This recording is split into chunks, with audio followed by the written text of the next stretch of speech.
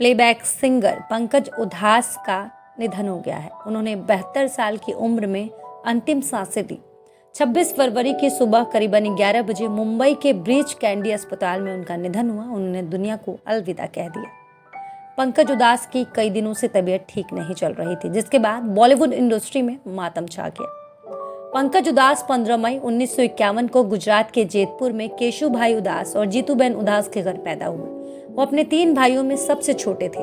उनके सबसे बड़े भाई मनहर उदास बॉलीवुड फिल्मों में गजल गायक हैं। उनके दूसरे बड़े भाई निर्मल उदास भी एक मशहूर गजल गायक हैं। पंकज उधास बचपन से ही संगीत में रुचि लेने लगे थे। केवल 7 साल की उम्र में ही वो गाना गाने लगे। शुरुआत में सिर्फ शौक से गाया करते थे, लेकिन उनके गाने के टैलेंट को उनके भाई ने पहचाना और उन्हें प्रोग्राम में गाने के लिए प्रेरित किया। उन्होंने पंकज को अपने साथ कार्यक्रम में ले जाना शुरू किया।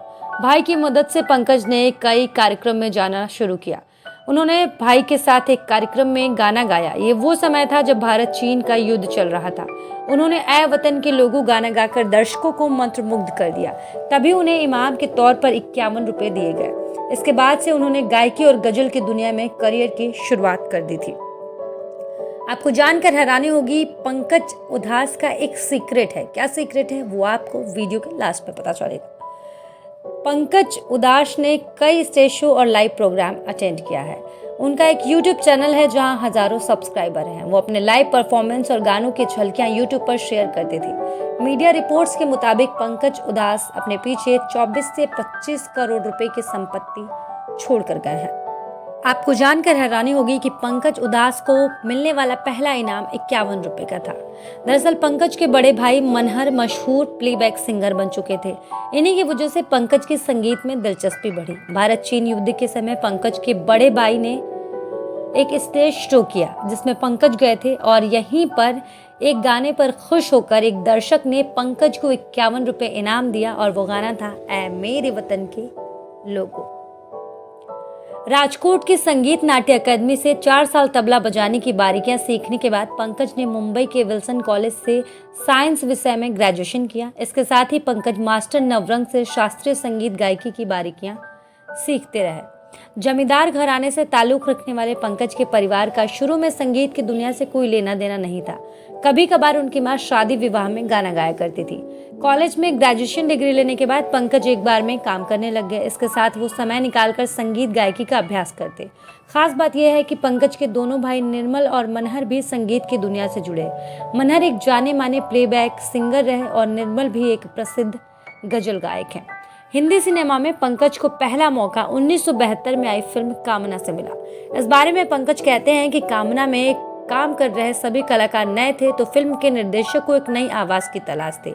इस फिल्म की संगीतकार उषा खन्ना के सुझाव पर पंकज को इस फिल्म में गाने का मौका दिया गया। ये फिल्म तो फ्लॉप रही, लेकिन पंकज हिट साबित हुए। विदेश से लौटने के बाद साल 1980 में पंकज ने अपनी पहली गजल एल्बम आहट रिलीज की। यहाँ से पंकज की सफलता का शुरू हुआ दौर। 1986 में रिलीज हुई फिल्म नाम में उनका गाना चिट्ठी आई है लोगों को खूब पसंद आया। ये पंकज का सबसे ज्यादा पसंद किया जाने वाला गाना है। इस गाने के बोल आनंद बख्शी ने लिखे और संगीत दिया लक्ष्मीकांत प्यारेलाल ने। इसके अलावा पंकज ने साजन, घायल और ये दिल लगी जैसी फिल्मों में अपनी आवाज का जादू बिखोरा। आपको जानकर हैरानी होगी कि देश की पहली सीडी पंकज उधास की ही थी। कैसेट बिक्री के सबसे अच्छे दौर में देश में पहला सीडी एल्बम पंकज की गजलों से लॉन्च किया गया। साल 1987 में म्यूजिक इंडिया ने शगुफ्ता नाम का एल्बम लॉन्च किया। पंकज उधास की आवाज से सजा ये एल्बम काफी लोकप्रिय रहा। बाद में पंकज ने सोनी टीवी पर एक शो आदाब अर्ज शुरू किया। सबसे खास बात, एक शो के दौरान खुद पंकज ने खुलासा किया था कि वो जब भी किसी कार्यक्रम को शुरू करने जाते हैं तो उससे पहले हनुमान चालीसा जरूर पढ़ते हैं।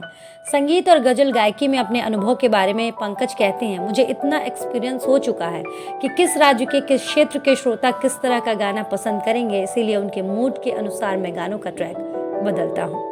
साल 2006 में अपनी गजल गायकी के 25 वर्ष पूरे होने पर पंकज उधास को तत्कालीन राष्ट्रपति डॉक्टर APJ अब्दुल कलाम के हाथों पद्म श्री से नवाजा गया। उन्हें यह पुरस्कार संगीत और कला के क्षेत्र में बेहतरीन योगदान देने के लिए दिया गया। इसके अलावा पंकज को Dadabhai Naoroji millennium, radio lotus, Indira Gandhi Priyadarshi और KL सहगल बेस्ट गजल गायकी जैसे कई पुरस्कारों से सम्मानित किया जा चुका है। एक इंटरव्यू में पंकज ने कहा कि किशोर कुमार और आर डी बर्मन जैसे विख्यात संगीतकारों के जमाने में किसी नए कलाकार को संगीत की दुनिया में स्थापित होना बहुत ही मुश्किल था।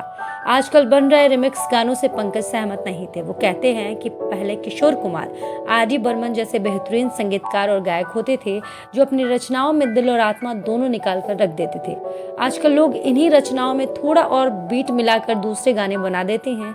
ऐसे में ये नई रचना नहीं हो सकती।